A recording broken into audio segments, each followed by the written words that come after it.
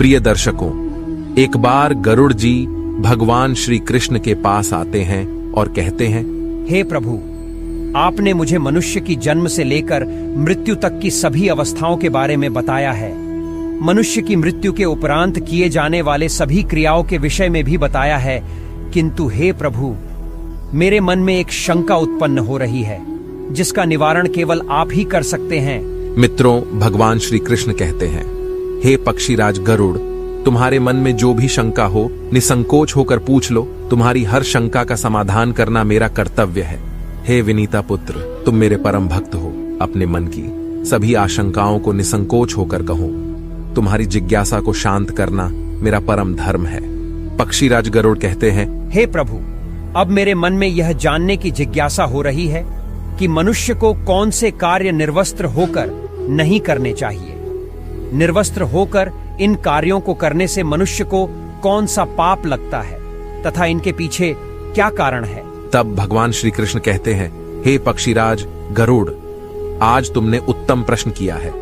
तुम्हारे इस प्रश्न के उत्तर में समस्त मानव जाति का कल्याण छिपा हुआ है।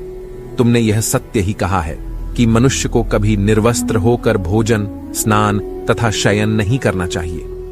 निर्वस्त्र होकर यह तीन काम करने से इसका मनुष्य के जीवन पर अशुभ प्रभाव पड़ता है।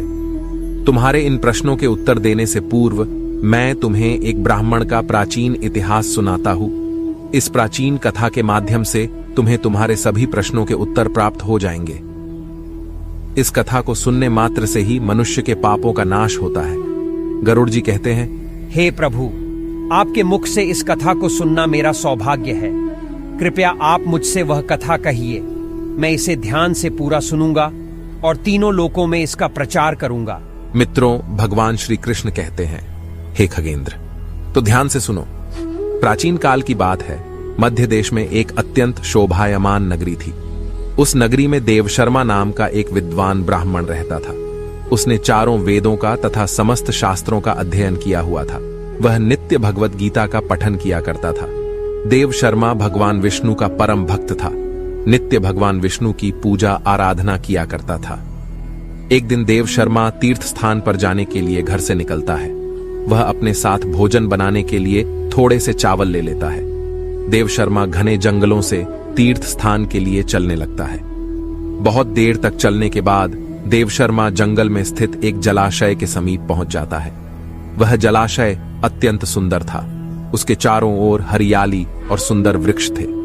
फिर वह ब्राह्मण उस जलाशय से पानी पी लेता है और वहीं पर भोजन करके विश्राम करने का विचार करता है। देवशर्मा अग्नि जलाने के लिए लकड़ी इकट्ठा करने निकलता है।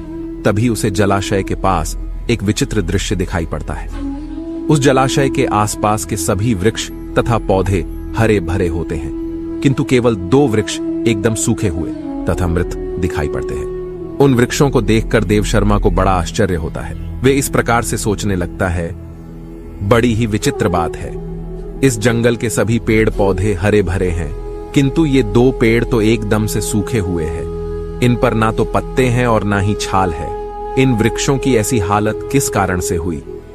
इतना सोचते हुए वह मन ही मन प्रसन्न हो जाता है और कहता है, चलो अच्छी बात है, आग जलाने के लिए सूखी लकड़ी का इंतजाम भी हो गया। देवशर्मा उन सूखे हुए वृक्षों के पास जाता है और उनकी टहनियां तोड़ने लगता है तो अचानक उन वृक्षों से एक आवाज आती है, रुक जाओ ब्राह्मण, रुक जाओ, ये क्या अनिष्ट कार्य कर रहे हो? उस आवाज को सुनकर देवशर्मा चौंक जाता है और इधर उधर देखने लगता है और कहता है, कौन है? कौन आवाज दे रहा है? यहां पर तो मुझे कोई नहीं दिखाई पड़ रहा है। तुम जो कोई भी हो सामने आकर बात करो। फिर से एक बार आवाज आती है, हे ब्राह्मण देवता, हम तुम्हारे सामने ही हैं, आप ही हमें देख नहीं पा रहे हैं। देवशर्मा कहता है, हे भाई, तुम कौन हो और मेरे सामने कहां पर खड़े हो? मुझे तो कुछ भी दिखाई नहीं पड़ रहा है। फिर से वह आवाज आती है, हे ब्राह्मण देवता, आप जिस वृक्ष की टहनी तोड़ रहे हैं, मैं वही वृक्ष बात कर रहा हूं, किंतु आप मुझे पहचान नहीं पा रहे हो। देवशर्मा ब्राह्मण घबरा जाता है और इधर उधर देखने लगता है तो उसकी दृष्टि उन 2 पेड़ों पर पड़ती है। वह देखता है कि वे पेड़ मनुष्य की वाणी में बात कर रहे हैं। इस विचित्र घटना को देखकर देवशर्मा को बड़ा आश्चर्य हो जाता है। वह कहने लगता है, बड़ी ही विचित्र बात है। ये मृत पेड़ तो मनुष्यों की वाणी में बात कर रहे हैं। ये प्रभु की कैसी विचित्र लीला है। देव शर्मा उन मृत वृक्षों से कहने लगता है, हे वृक्षों, तुम कौन हो और तुम मनुष्य की वाणी में कैसे बात कर रहे हो, और किस कारण से तुम्हें वृक्षों का शरीर मिला है?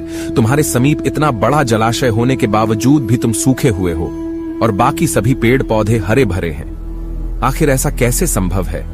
यही श्राप तो नहीं जिस कारण से तुम लोगों की ऐसी अवस्था हो चुकी है? देव शर्मा की बात सुनकर वह पेड़ बोलने लगता है, हे ब्राह्मण देवता, हमारी ऐसी दशा हमारे कर्मों के कारण ही हुई है। हमने पिछले जन्म में जो पाप किए थे उसी का फल भुगत रहे हैं। देव शर्मा कहता है, हे वृक्ष, कृपा करके आप मुझे आपके पिछले जन्म का वृतांत सुनाइए। किस कारण से आपकी ऐसी दुर्गति हुई है?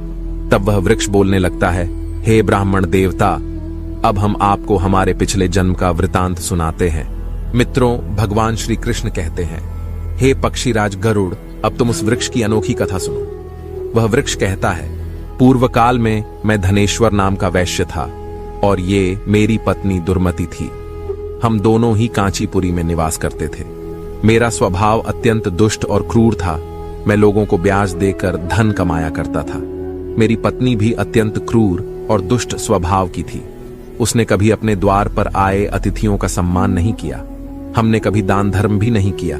सदैव ही दीन और गरीब लोगों को सताया करते थे। उस समय हमारी कोई संतान नहीं थी। हम दोनों ही संतान सुख प्राप्ति के लिए भोग विलास किया करते थे। हम निर्वस्त्र होकर स्नान किया करते थे और निर्वस्त्र होकर ही शयन किया करते थे। अनेक वर्षों तक भोग विलास करने पर भी हमें संतान सुख प्राप्त नहीं हुआ। मैंने कभी अपने पूर्वजों के लिए श्राद्ध नहीं किया, कभी तर्पण नहीं किया, उनके लिए कभी दान धर्म भी नहीं किया, जिस कारण से मेरे सभी पूर्वज रुष्ट हो गए। मेरा मन सदैव ही काम वासना से भरा हुआ रहता था। हम दोनों पति पत्नी दिन रात भोग विलास किया करते थे। निर्वस्त्र होकर ही स्नान, भोजन तथा शयन किया करते थे, जिससे समस्त देवी देवता और पितृ भी हमसे रुष्ट हो गए।